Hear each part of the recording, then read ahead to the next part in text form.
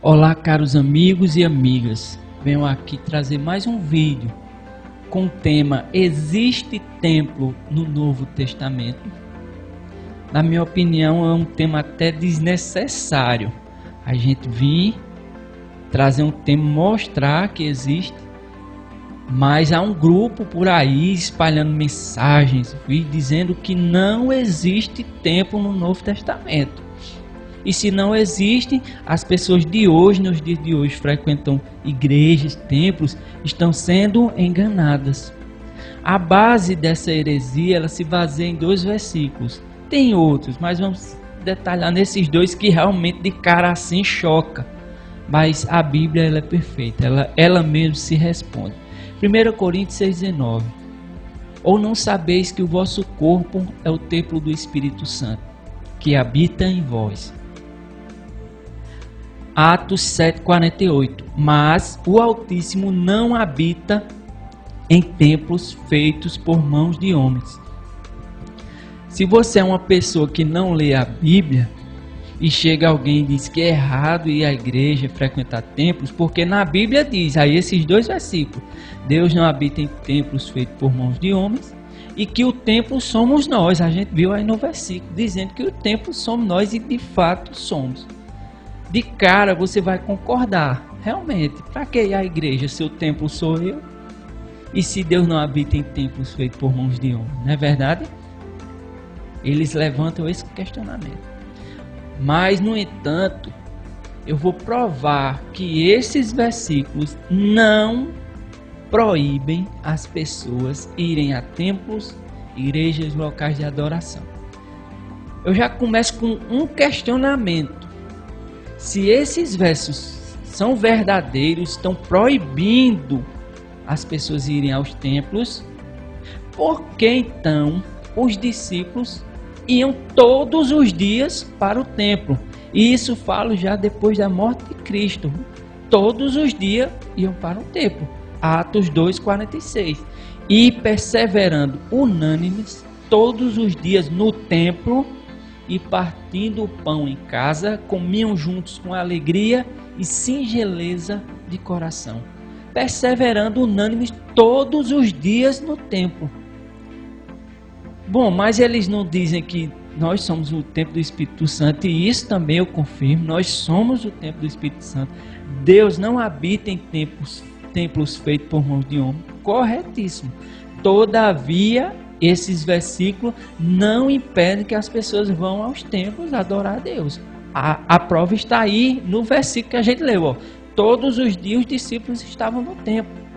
Atos 3,1. Veja só, mais um versículo provando. Pedro e João subiam juntos ao templo à hora da oração, a nona. Ou seja, a hora nona, toda hora nona, os discípulos Pedro e João subiam para a oração. Como é que eu não posso ir para o templo se os discípulos foram? Então alguma coisa não está batendo aí. De cara você vai ver que tem algum ensinamento errado aí. A Bíblia, ela é um quebra-cabeça perfeito. Uma parte completa a outra. É dessa forma que se inicia uma heresia, ou que se combate ela. Pega-se um versículo isolado, cria uma doutrina, não pode ir à igreja. Aí dá lá, 1 Coríntios 6,19 e Atos 7,48. Criou uma doutrina. Os versículos são fortes. A princípio você já se assusta assim, mas a gente vai descobrir aqui o que realmente quer dizer. Mas eles criam essa doutrina, mas eles nem se tocam que em outros versículos, como a gente viu aí, os discípulos frequentando templos. Então alguma coisa está errada aí. Um fato idêntico aconteceu com Jesus, quando foi tentado pelo diabo. O que o diabo mencionou, um verso para levar Jesus ao erro. Ele está lá em Mateus 4,6 que diz: e disse-lhe o diabo, se tu és o filho de Deus, lança-te daqui para baixo, porque está escrito, olha o perigo, porque está escrito, que aos seus anjos dará ordem a teu respeito, e tomar-te-ão nas mãos, para que nunca tropece em alguma pedra. Salmo 91:11. Olha o que o diabo fez, jogou um versículo. Lança-te daqui para baixo, Jesus, não está escrito. Aí Jesus se defende com outro versículo. Mateus 4,7 diz isso. Disse-lhe Jesus, também está escrito, não tentarás o Senhor teu Deus. Você perceba que um versículo, ele completa o outro. Um depende do outro. Está lá. Voltando ao templo, depois desses versos claros, sem deixar dúvidas e sem enrolação, aqui é direto. Os discípulos frequentaram o templo, ponto. Isso é um fato. Agora os hereges, eles não desistem. Eles sempre criam um novo questionamento. Você mostra isso, aí eles levantam um novo questionamento. E o novo questionamento agora é: os discípulos frequentaram o templo de Salomão. Realmente, esses dois versículos que a gente viu é o templo de Salomão que os discípulos estão frequentando. E se os discípulos frequentaram o templo de Salomão e hoje não tem mais esse templo, porque está só a ruína dele, então não devemos ir às igrejas de hoje. Não existe templo mais para ir. Veja o questionamento. Os discípulos, eles eram usados por Deus, faziam prodígios e falavam de Jesus e de sua ressurreição. Naquela época isso irritou os sacerdotes, isso após a morte de Jesus. Irritou os sacerdotes. Afinal, foram eles que levaram a condenação de Jesus e a sua morte. O que foi que fizeram? Os discípulos ali, eles açoitaram os discípulos, impediram de falar de Jesus, está lá Atos 5,40, chamando os apóstolos, tendo-os açoitado, mandaram que não falassem no nome de Jesus e os deixaram ir. Todavia, os discípulos continuaram a ir ao templo. Atos 5,42, mesmo diante de ter apanhado, sendo açoitado, eles foram para o templo. E todos os dias no templo e nas casas não cessavam de ensinar e de anunciar Jesus. Então os discípulos continuaram frequentando. Por eles perseverarem, enfureceu os religiosos e mataram o primeiro cristão, que foi Estevão. Nesse dia houve uma intensa perseguição. Atos 8:1 relata isso. Naquele dia levantou-se grande perseguição contra a igreja que estava em Jerusalém. E todos, exceto os apóstolos, foram dispersos pelas regiões da Judéia e da Samaria. E Saulo, Atos 8:3, e Saulo assolava a igreja, entrando pelas casas e arrastando homens e mulheres e os encerrava na prisão. Mas sempre que o evangelho é perseguido, como a gente vê aí, ele cresce mais. Sempre foi assim. Quanto mais arrochavam os cristãos, mais o evangelho se expandia. Está lá em Atos 8:4. Mas os que andavam dispersos iam por toda parte, anunciando a palavra. E descendo Filipe à cidade de Samaria, lhes pregava a Cristo. E as multidões unanimemente prestavam atenção ao que Filipe dizia, porque ouviam e viam os sinais que ele fazia. A partir desse momento, estava impossível eles frequentarem o templo de Salomão sem serem mortos. Já haviam sido perseguidos, foram espalhados, fugiram alguns, foram para outras cidades. E aí eles saem de Jerusalém. E é nesse momento que começam a surgir as igrejas, tipo essas que a gente vê hoje. Elas começam a surgir como locais de culto e reunião dos cristãos. Basicamente começava-se na casa de alguém que se convertia, abriu o espaço do seu lar. E ainda hoje é assim, viu? Muitas igrejas que hoje são grandes começaram na casa de alguém. Lá em Romanos 16:15 fala disso. A igreja que estava ali começando na casa de alguém. Romanos 16:15. Saudai também a igreja que está na casa deles. À medida que o evangelho vai sendo pregado, as pessoas vão se convertendo. E esse espaço da casa já não é mais suficiente.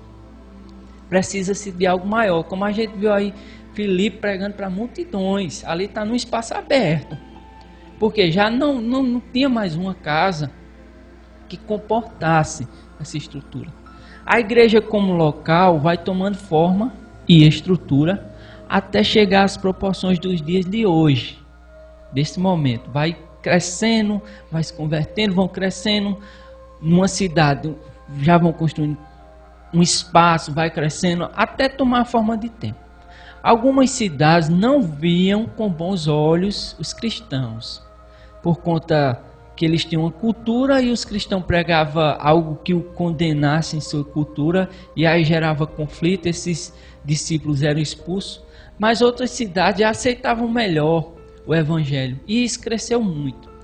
No ano 70, alguns israelitas se rebelaram contra os romanos, lembrando que Roma tomava de conta de Israel, né? O Império Romano, levando a uma guerra, gerou uma guerra essa rebelião.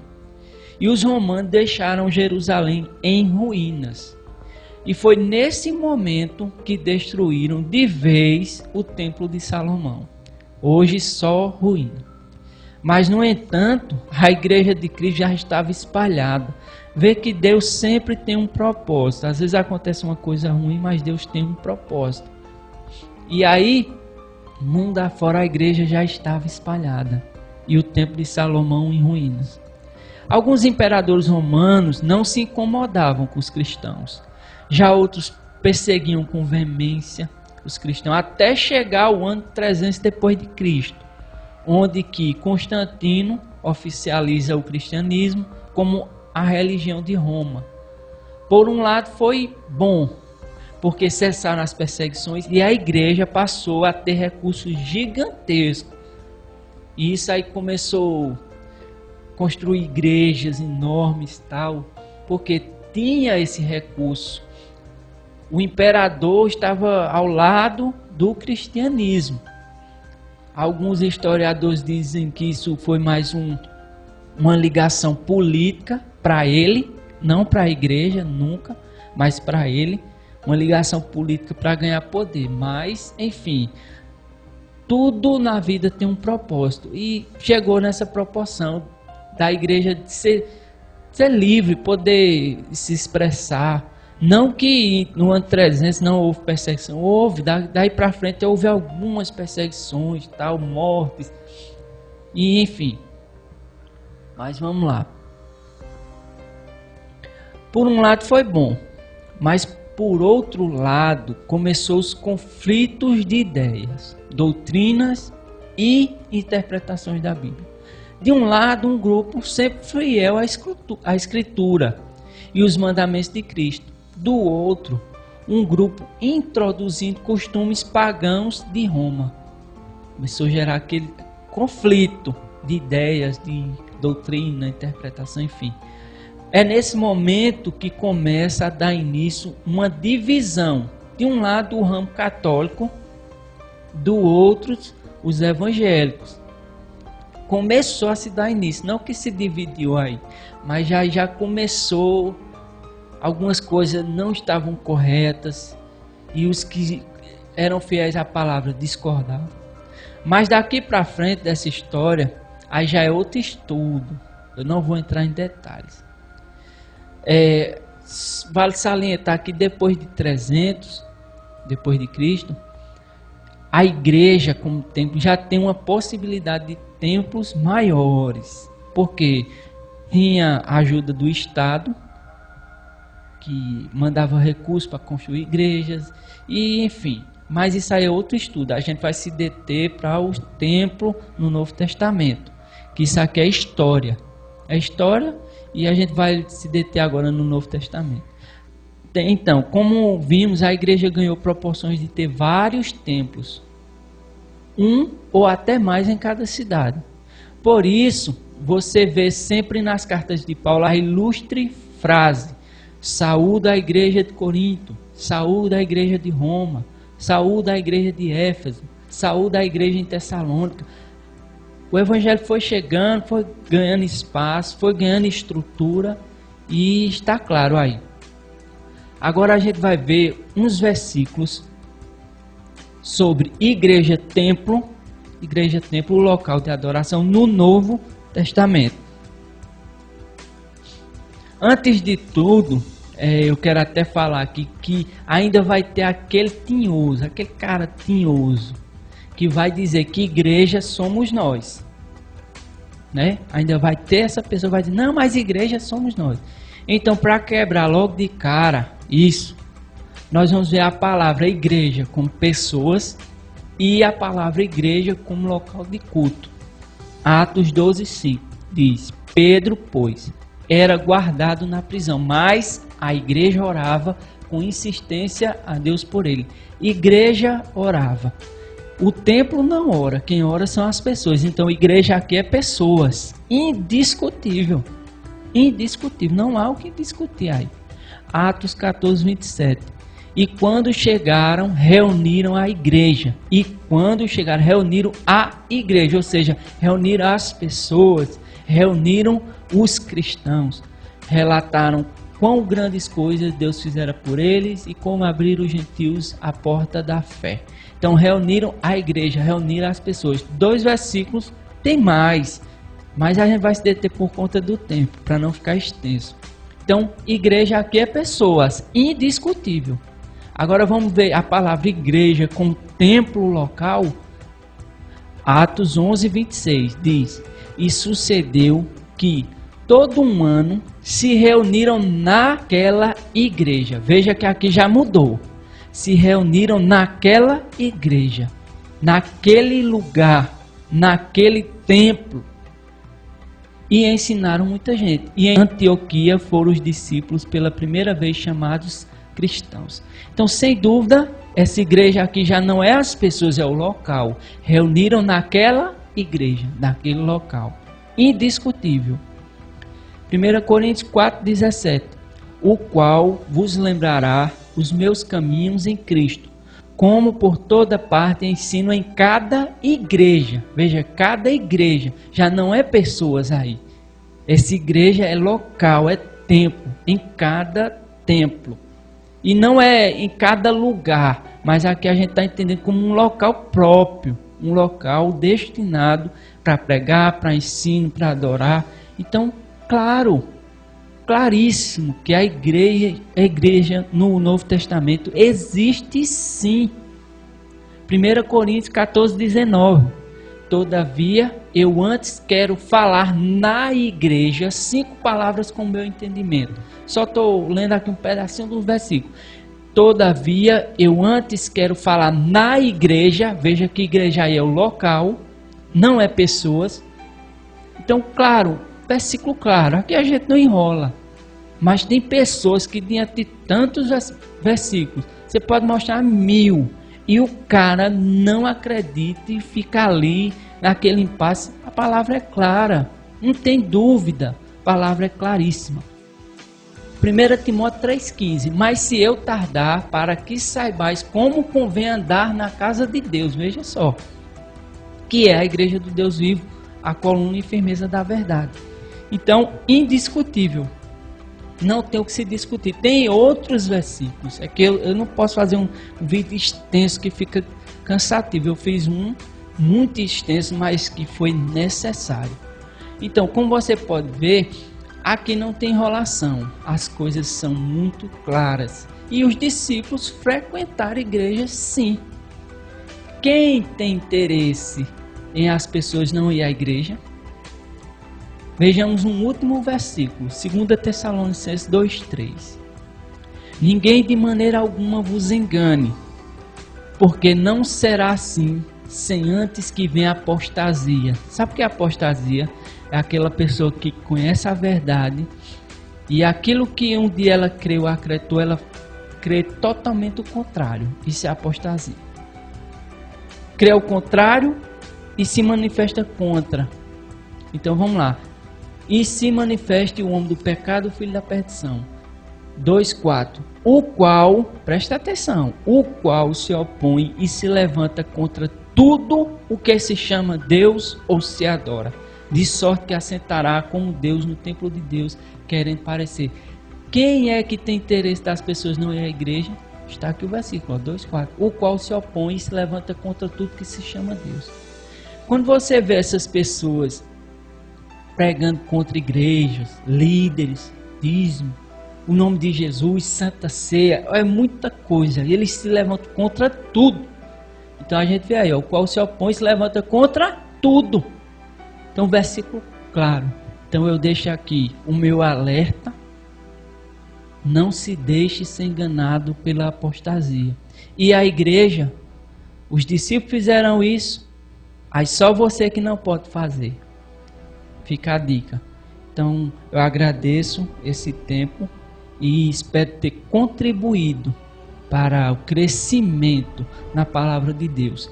Não sou o dono da razão, mas meu manual é isso aí, ó, a palavra. Sem arrudeio, sem versículos isolados. Tá, os versículos, um se apoiando no outro. Um apoiando o outro aí. Então eu agradeço por mais esse momento que Deus me dá essa oportunidade de poder ensinar. Vá à igreja. É lá que as pessoas aprendem a palavra de Deus. É lá que você adora a Deus. Ah, mas tem uma igreja que faz não sei o que errado. Então vá para outra. Vá para outra. A gente viu que sempre vai haver discórdia de doutrina. Então leia a palavra e vá comparando a igreja que você frequenta com a palavra. E você vai encontrar a igreja certa. Eu não vou dizer que vá para a igreja A, B, C, de forma nenhuma. Leia a palavra, você vai saber qual é a igreja certa para você. Muito obrigado.